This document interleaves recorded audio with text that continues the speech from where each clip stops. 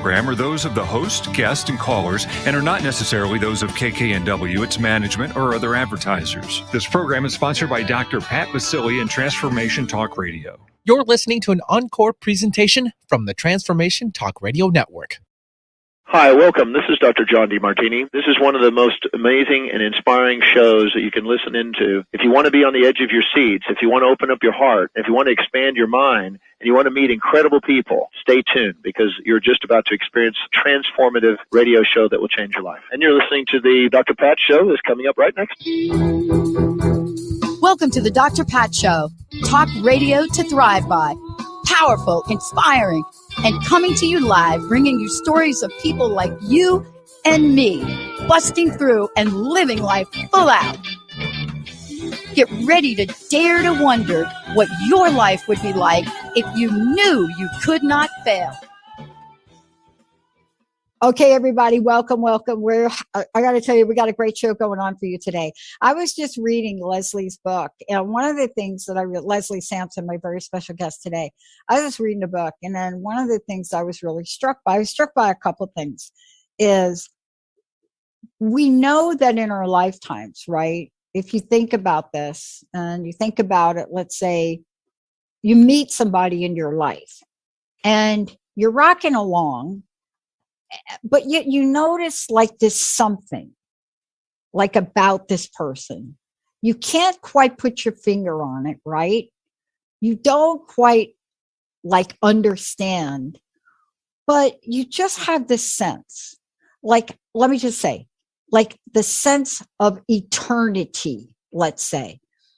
And you have it for a minute. And if you would just stop your brain from trying to explain why that's not logical, like why you should like dismiss things like off, like what if what you were feeling was something that is so absolutely perfect, but you just don't understand it.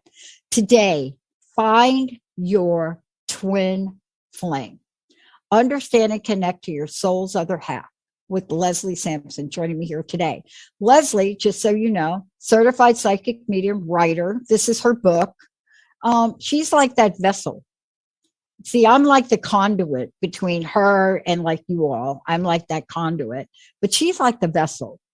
She's the one that will connect you with loved ones on the other side, but she's so much more than that, because when you think about what she's written, whether it's fiction, you may know her by that, or whether it's this book, Find Your Twin Flame, there's a message in here.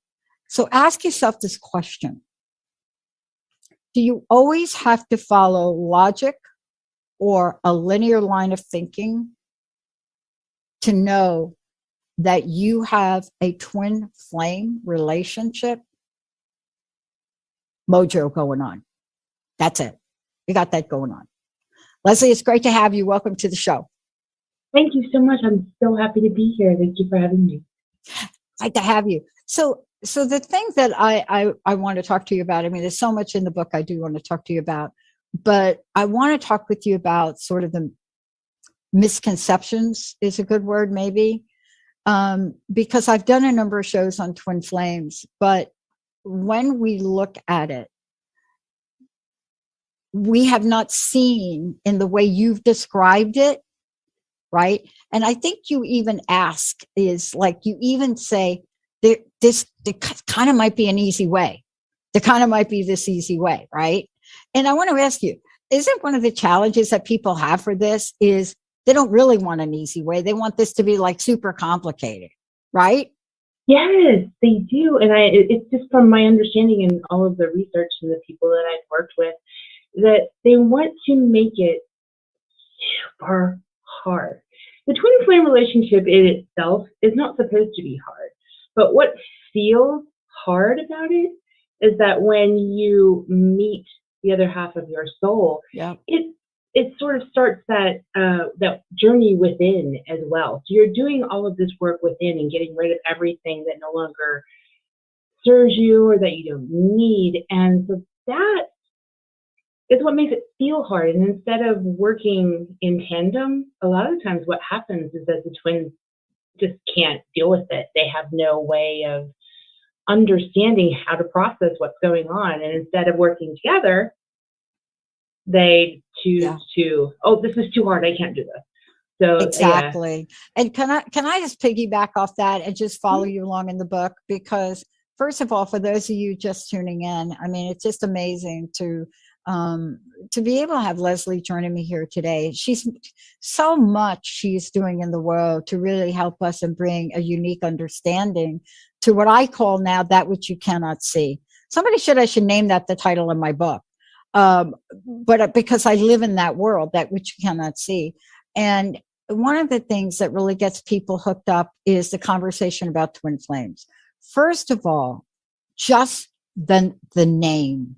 Let's talk about what we mean by twin flame, because hallelujah for you putting a history in here.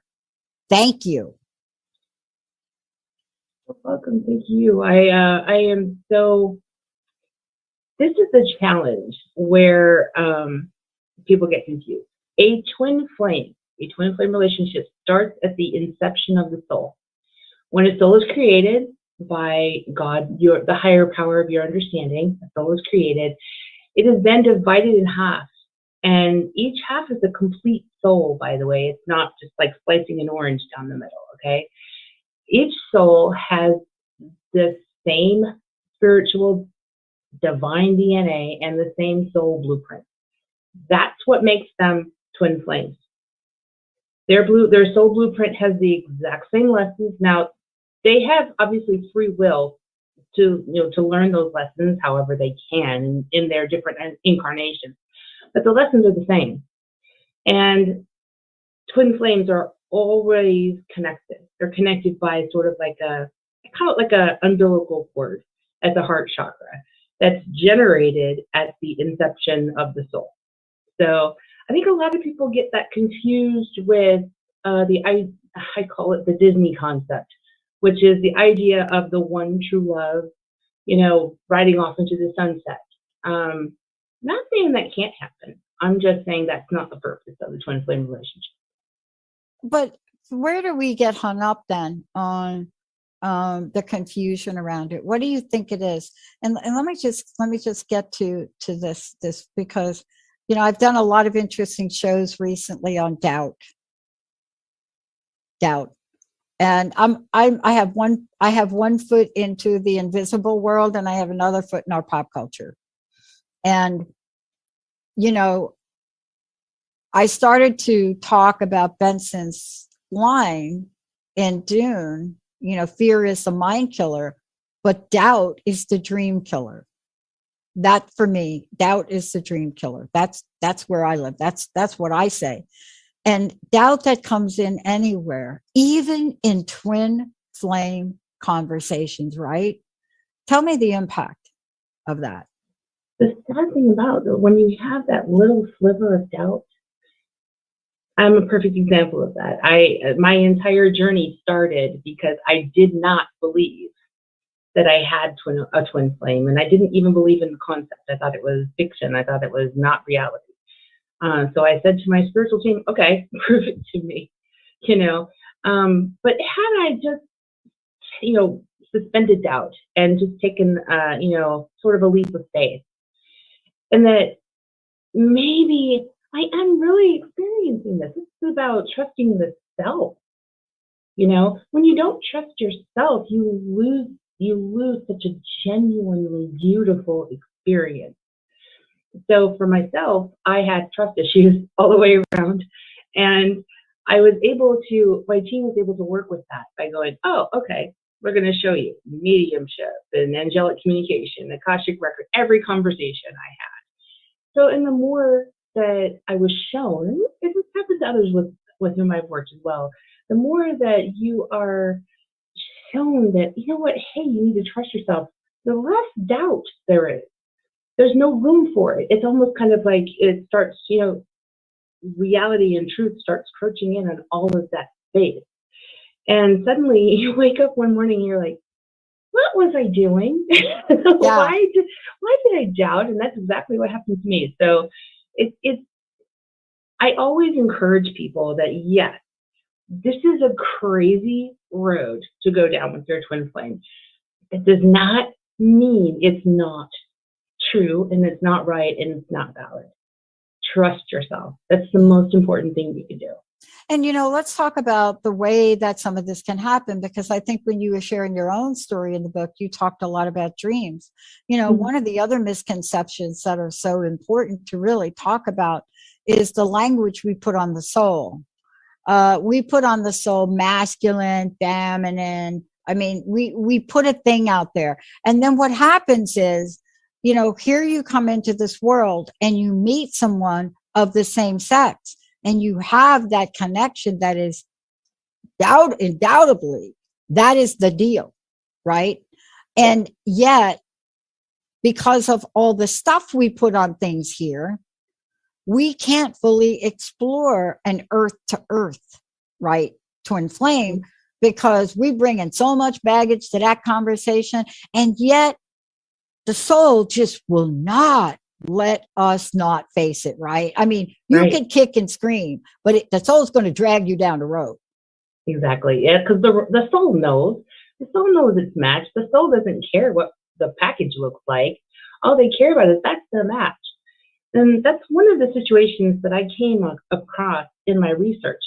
And I started to go divine masculine, divine feminine. Wait a minute. If we're exactly the same on a soul level, that means that each one of our souls contains universal, masculine, and feminine energy, okay? Which is why we can incarnate whatever we want, okay? So it's not, I've incarnated as a female and my twin must be a man, because that belongs to the idea that it's a love relationship and that's the whole point and purpose, which, as we know, it is not. That's why I can say with 100% certainty that even if my twin is not on Earth, but if he were, in whatever capacity he came, whether male, female, a dog, a cat, it doesn't matter, because the soul recognizes each other. And I think more people need to understand that. Because now you have people who don't even, they're non-binary or they don't gender identify. And the concept of divine masculine and divine feminine prevents them and feeds into that doubt. Well, I can't possibly have a twin flame because I don't claim to be masculine or feminine or whatever. Yeah. I mean, I love the way you talk about it, because you really given us a chart.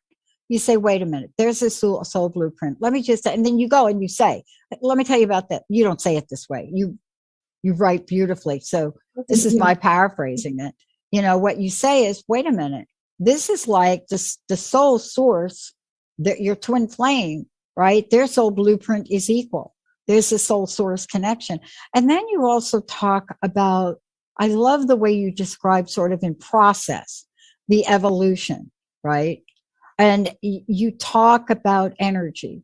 You talk about light work. You talk about sort of the essence of what might be going on here. Like, you're trying to explain it. Like, I will tell you right now, my twin flame is the producer that got you on this show, Linda. Wonderful. We have known each other since 1972. And it's the strangest story you ever want to hear. But we found out also, she came to work for my phone company, the same company I worked at. We found out, okay, ready? Sterling Street in Plainfield, where we lived, they had lived, her family. I mean, there's just, when you look at this before I got a little bit aware of this stuff, you just think, wow, that's just weird. Now you're like, no, there's an energetic, almost like a roadmap, like we came in behind her. But I wonder if I knew that even then in my teenage years, right? Even though we didn't meet. And I knew of her in 71, 72 through a third friend. When we actually met, it was as if you've known this soul your whole life. And honestly, we've been through horrific times together. Her family almost, literally adopted me. And yet you can't explain this to people, right? The best we can do is say, this is the bestest friend I've ever had on the planet. But that is not cutting it. So you got to help us out here. Well, honestly, I thank you for sharing. That is such a beautiful story and a wonderful realization, because a lot of people would literally just chalk it up to, this is my very best friend. And Yeah. while there's nothing wrong with that, this is more of a soul enlightenment. That, your soul knows the story. Your soul knows what's going on. It knows the path that you've chosen to take before you incarnated. And it brings you ever closer. Now, it brings you closer to your twin flame, because you have to remember, you're walking parallel lives. You have the same exact energy. So you're attracted to the same things. You like the same things. Everything from the kind of clothes you wear to even, music. It doesn't matter. You walk into your parallel life. And so I always call, this might be sounding a little funny, but instead of twin flame, I call my twin flame, his nickname is Chico. I call him my parallel partner, my teammate, my divine teammate. And because it's more than just a relationship, it's your divine relationship. This is the soul that was created for you. Now, if it's a loving relationship, fantastic. If it's not, fantastic. But still, this is the soul, the one soul in all of creation that can understand you on way more levels than anybody else in your existence. So that's hard to put. I mean, it's hard to put in one sentence. It's hard to put in words, right? The closest I came to a feeling around this is in another story. And I'll share that later if we have time. But there's also to tell people that there are two types of twin flames, because this is where I think people, get lost a little bit. Yeah. Jean Houston said it really beautifully to me one day in I was one of the first people to take her leadership workshop way back, and it was amazing. And she had us communicate with what she called our quantum partner. Right? Okay. Now, you know what I'm talking about. Absolutely. And so some people, right? And some people didn't. But there are two types of twin flames. And sometimes we look for the one that's in the physical form, like Linda. But that isn't always the case. So tell us about the two types. Well, the two types that we talk about in the book are incarnate and discarnate. Now, incarnate is like Linda and yourself. You're both here on Earth. It can also be one of you could be on a different planet in a different solar system as well. You're still living a life. But if you have a physical presence, you are incarnate. And that is what I would say probably at least 100% of people really truly want. They want to meet their partner. And I get it. I totally get it. But that's not the only option.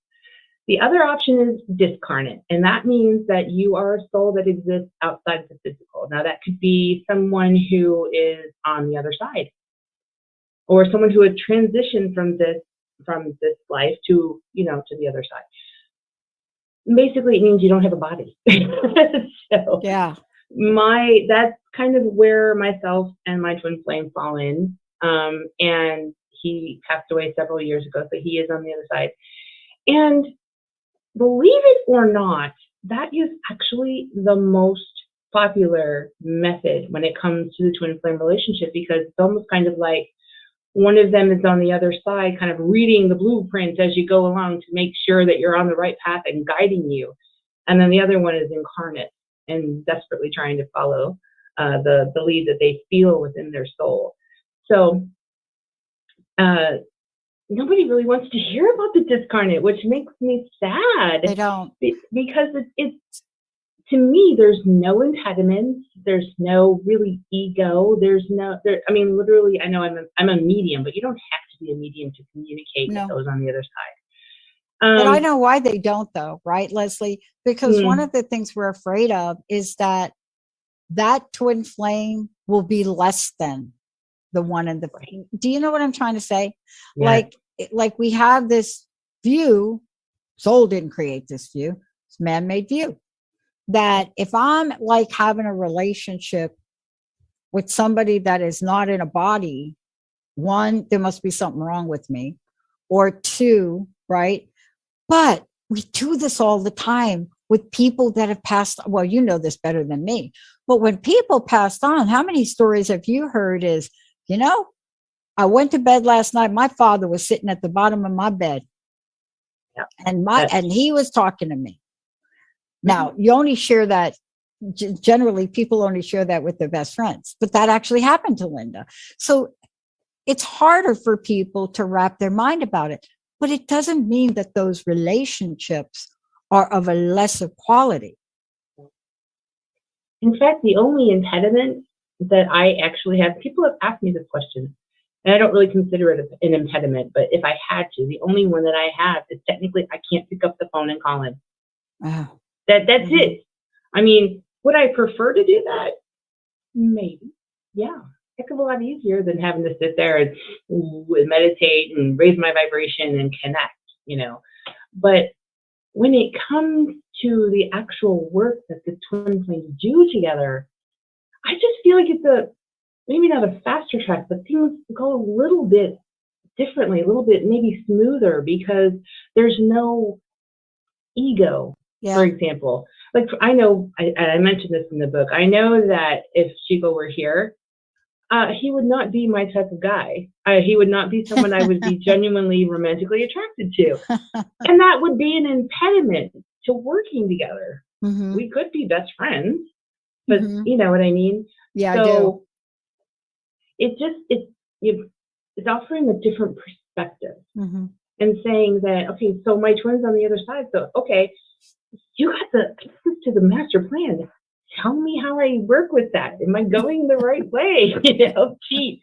Come on, I need a cheat sheet. But yeah, no, I joke around a lot about it, but it's really a very intense, relationship because the energy is much more powerful. And then you just said it. It is the energy part of it, because also then, let's just talk about this last part before we go to break. And then when we come back, you've got some fascinating stories in here I'd love for you to share. But one of the things that may happen, and I think this happened to me, where you think you have found, that's it. You found, right? Him, her, it, or them. You have found them. And you're kind of certain. And they're not. And you call it false twin flames. Can you talk about that for a minute? Because we just beat ourselves up over these. The thing is that people really shouldn't. A false twin flame, in my definition, is a partner that has every single quality that you could ever want in a partner, except there's always an except, or there's something in the relationship that causes unhappiness, or there's an argument or constant unhappiness, constant pain. Things like a physically abusive relationship, for example, would not constitute a twin flame relationship, because why would your twin want to hurt you? You're just trying to help one another. And a lot of the times when people are in these relationships and they're actually able to step out of them, they want to take on all that guilt. But what has happened in that relationship is that it's a soulmate sort of in disguise, exposing, maybe not necessarily for, an abusive relationship, but it exposes all of your buttons. It exposes your weaknesses. It gives you the opportunity to learn. Not through abuse, obviously. I don't know. I can't justify that one. But it gives you the opportunity to go, oh, wait a minute, that's something that I know I need. Okay, my twin should have XYZ in it. And that's what I'm putting myself on that path. So instead of, feeling badly about it, they should empower themselves and go, oh, wait, what did I learn from this relationship? That's what I need. That's what I need. Because I've met a lot of people who believe they're in their twin flame relationship, and sadly, they don't want to hear that the answer is no. They don't want to hear, they don't even want to think about that. But then when they step out of it and they go, oh, I didn't learn anything. So if neither one of the people in the relationship have learned anything to evolve their soul, it's not possible to be a twin flame. Yeah. And you know what I love about this is, and we'll talk about this when we come back, because there are these roles and stages that Leslie talks about. And so if we take you on this walk through the roles and stages, you will see that just because your twin flame may have my language stepped away, that doesn't mean they're not your twin flame, because inevitably something else happens. Leslie, how do we get a copy of the book, and how do we find out more about you? My website is lesliesampson.com, and actually the book is available everywhere, but head over to Amazon. You can leave a review when you're done reading it as well. Awesome. When we come back, stages and roles, people and action. Oh my. Stay tuned. We'll be right back.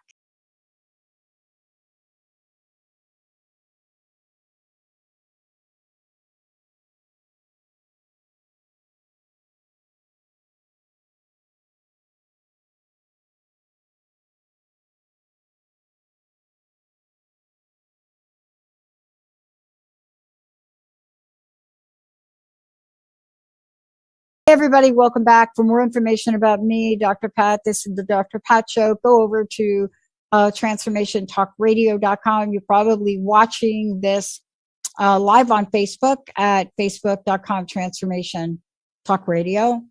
And if you want to find out more about Leslie, let's get everybody to your website, but also how they can get a copy of the book.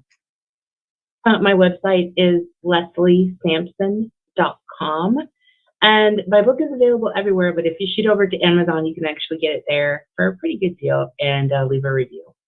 Awesome. Thank you. I wanted to talk a little bit. I mean, there's a lot to talk about in the book, and I just wanted to spend a few minutes on roles and stages. And there are some great stories you have in here, you know, everything from numerology, but the conversation that you have in the book about roles and stages really explains some things, because you're a twin flame. For whatever reason, you may be together and then something may happen and you're not. But in the end, twin flames have to come back together, right? It's like a little magnet thing. Yes, definitely. And I know my book is called Find Your Twin Flame, but it's not really more about finding them as it is to bringing them closer to you, because it's inevitable. So, you know, the roles that we have in the twin flame relationship, and these are universal, I believe, are runner and chaser, which are exactly what they sound like. For example, in my own, I was always the runner. I was not wanting to deal with it, and I rejected it completely. And my twin was like, no. So, and they're not always static. Sometimes they can change. You know, sometimes, you know, you may reach a point where you're just like, okay, I'm ready to face this. And, you know, your twin flame might be like, no.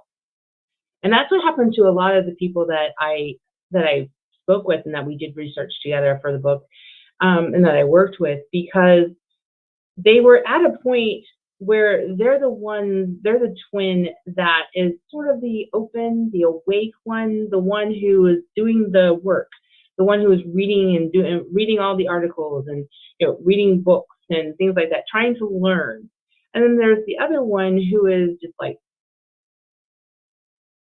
I can't, you're too enthusiastic. I can't deal with this. You're freaking me out. What's going on with you?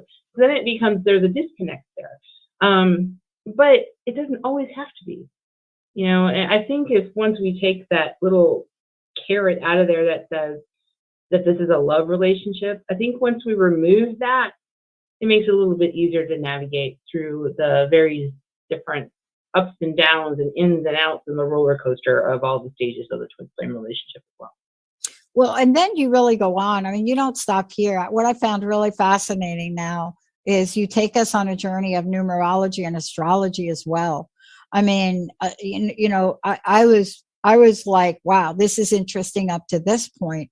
Then you go down the rabbit hole of numerology and astrology. And, you know, you don't just drop a few lines in here. You put some really interesting detail, and you've used some of the people and examples in the book, like Andy and Jesse, for example. I don't think I've ever thought about a twin flame and numerology or astrology. I mean, that's even before we talk about other metaphysics. But tell me why this was important to include this, because you literally give us charts and research to demonstrate things here. The reason why is because I was so ingrained within doing the research and trying to prove that the entire concept was, a fib and that it didn't exist. And every class I took, everything that interested me, like, astrology and numerology and various other ologies that we talk about in the book, I was like, okay, well, why do I need to know this? And then eventually the pattern started to come. The hardest thing was the astrology, though, because there actually is something called twin flame astrology that I don't subscribe to at all. But that's okay. A lot of people do, But for me, it became more evident that there are ways that twins can show one another to each other, like that are provable, that are demonstrable, because a twin flame, for example, cannot incarnate and be someone else's twin flame. So if you prove it, for example, through the astrological chart, if you see all these commonalities and all of these, and they keep adding one after another, like myself and my twin flame have almost the exact same chart. Uh-huh. So when you look at these and you go, oh, wait a minute. Yeah, you can dive into and do all the calculations and all of that. Yeah, I'm not negating that at all. Bravo to those people who want to do that. Absolutely. I love you. I respect you. But for me, just looking at the commonalities on the charts, you sit there and go, wow, I can see that parallel. I can see how we're similar. I can see our souls doing this work. And that's why, honestly, astrology was the last thing I did. But that's why it was fascinating to me. And especially with numerology is my favorite. I will do numbers all day long. And the funny thing is I actually have a learning disability in math. So it's not the easiest thing for me to do. Right. But I'm going to do numbers all day long because I know that in some way there will be proof, there will be a sign, there will be something in there that says, maybe it's just a hi, hello, hi, how are you? Okay, here's your new license plate. I know you're going to do all the letters and all the numbers and figure it out on the Pythagorean and then add it all together and bring it down. And when you do that, it'll be the number 5, which is one of our repeating numbers. You know what I mean? Mm-hmm. So it sounds silly, but the more, sort of evidence that you get, the more proof you get, the more things that you work through, the less you're inclined to disagree with it and push it to the side and say, there's no way, this is not possible. So that's why we actually go through, and I say we because my twin helped me write this book. So I give him as much credit as possible. But that's why we go through all of this, to show folks that even the most minute detail that you think could make absolutely no sense to anyone else in the world, that can be part of your puzzle, part of your twin flame puzzle. It might be this big, but it matters because you're experiencing it. So we're empowering people by giving them the tools to figure it out. Yeah. So, I mean, yeah. I'm not about showing other people, oh, yeah, I need to prove, this person is my twin flame. I don't need to prove it for anyone else. I proved it for me. Yeah. But I like that you put the chart in here. And I like that you put different charts in here. Like you put the chart in here of you and Chico, right? And, and so you can read the conversation about it, but it's fascinating because it's not just about what sign you are. It's about what sign you are, what house are we looking at, right? Because it was fascinating to see the chart and how many equals you had. Now, that's got to be a little bit odd. And that's what, when I first did it, that's what made me think, oh my gosh, no, I have to be wrong about this because I've never seen similarities like that Right. in an astrological chart. It blew my mind. I was like, no, I had to have done this wrong. And I did it 37,000 times. I'm not even joking. And then it occurred to me, like, wait a minute, we're the same on a soul level. And for example, the astrological chart is just a snapshot of your existence as you are now. So, I mean, his chart ended when he passed away. So obviously I didn't include any of that. But while he was here, I look at this chart and go, wow, you can see how our souls are so parallel that we're learning almost the exact same lessons. And well, he learned his in a different way than I did, but regardless, it's the exact same lesson. And that happened for so many other people that I work with as well. We talk about, quite a few of them in the book. And it's fascinating to me that you can actually see it right there in front of your face without literally having to dive into the deep end of the astrological pool. It's right there. It's happening. It's fascinating. I'm going to really take a closer look at this. I knew that the relationship I had, that really was not my twin flame. There was one aspect of it that we really had in common. Both of our moons were in Capricorn, but that's not the whole picture. And I think the way you've laid this out was just beautiful. And the way you said, take a look, and see what you come up with. Leslie, you don't stop there. And I'm glad you didn't stop there. Because the thing that does have to be talked about is, I think, one of the most difficult, how should I say it? The most difficult attractions to explain. And it's that of vibration and energy. And, when you take us through this and you talk about likes attract like, but not always, right? Not always. Right. And then you introduce the chakra system. We have an idea of how to get a better sense, especially with the heart chakra. Tell us more about these other metaphysical ways and how they are guideposts for finding this. There's so many. Okay, we'll start with the heart chakra, though. Yeah. Heart chakra is pretty important when it comes to twin flames because, as we spoke about, the umbilical cord, as I call it, is connected at the heart chakra. In the energetic body, in the physical body, in the etheric body, it's connected. It's energetic. And there are so many different ways. We talk about so many, goodness. But it's important to understand that you're always connected. Because that takes you through the rest of the methods that we talk about. We talk about divination, different forms of divination, which are like using pendulums. We talk about that. We talk, to prove your twin flame. We actually talk about spirit boards in the book as well, and we sort of try to de-Hollywoodify them, de-Hollywoodify them, so that people can understand them from a different perspective. But it's basically all of that amounts to one basic, simple truth: is that you are both of the same energy. So it's almost kind of like what happens to me happens to him and vice versa, energetically.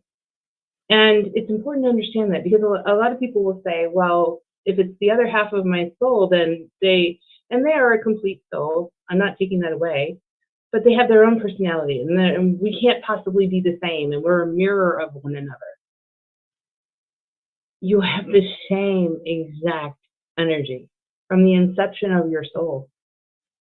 And if you want to think of that as having a mirror, okay, but really it's a continuation. So for example, if I were to put a blindfold on someone, and I would say, okay, I'm going to bring myself and my twin flame in the same room. And I'm going to put a blindfold on them so they cannot tell the difference between the both of us, okay? They should feel no difference.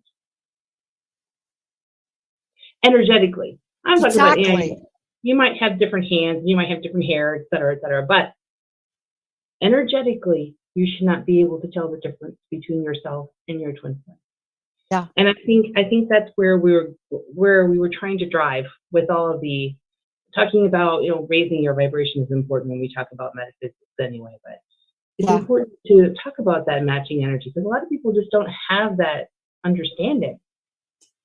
Yeah. You know what I'm really struck by too, and I'm not exactly sure where you say it, but what I'm really struck by is the idea that you can be yourself around this person, right?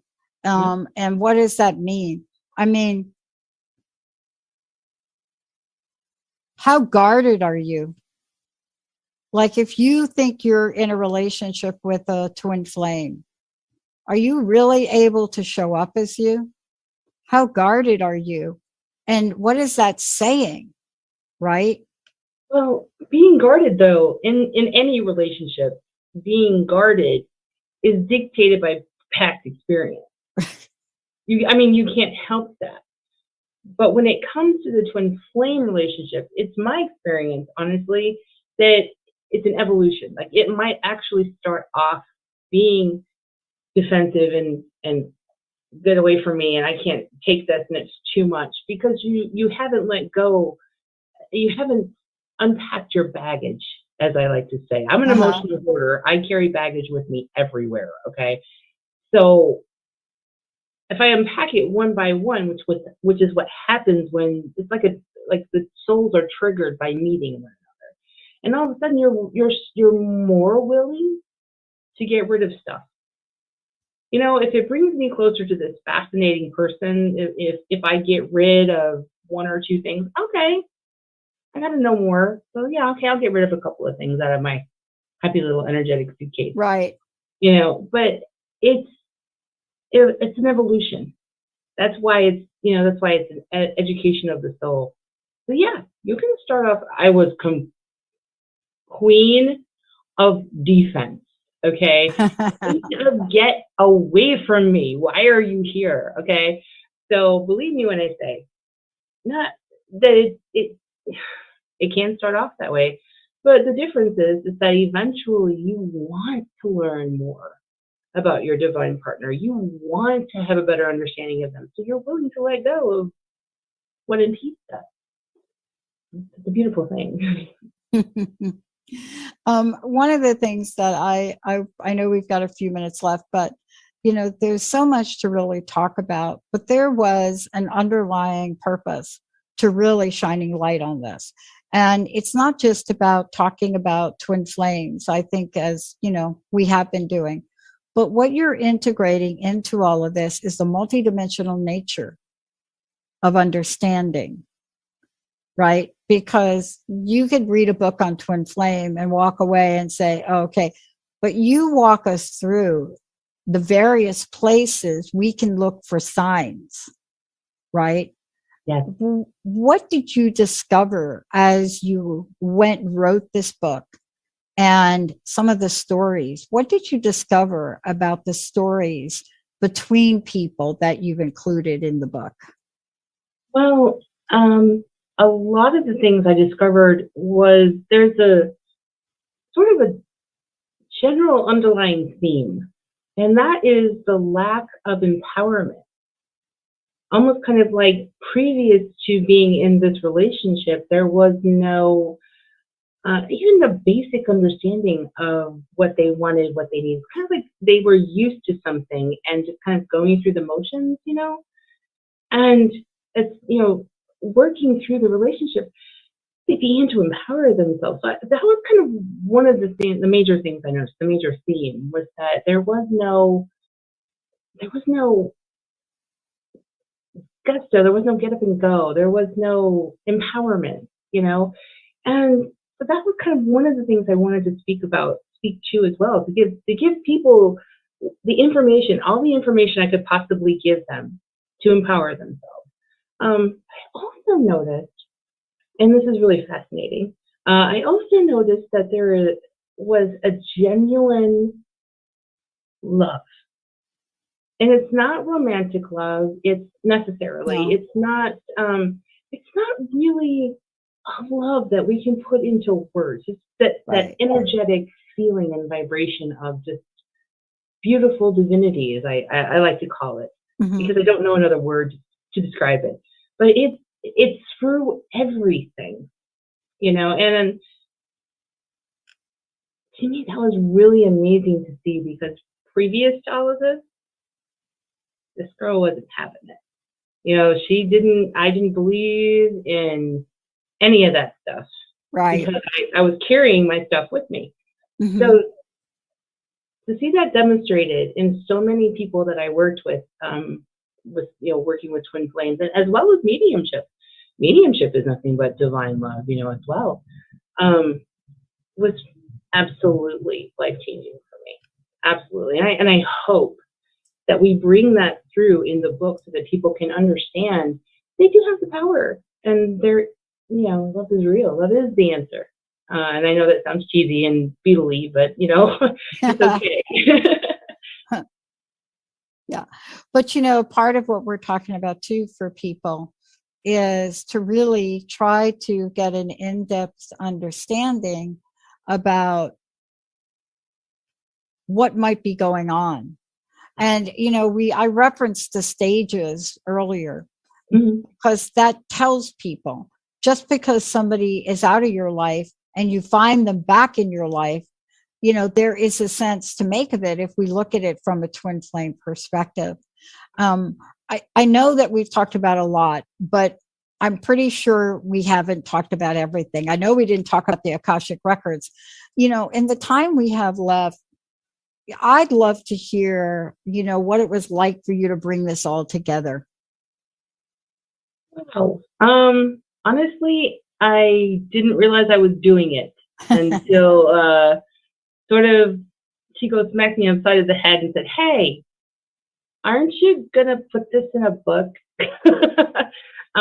It was really sort of I just had this method where I take notes and I write things down, and I have notebooks filled of information.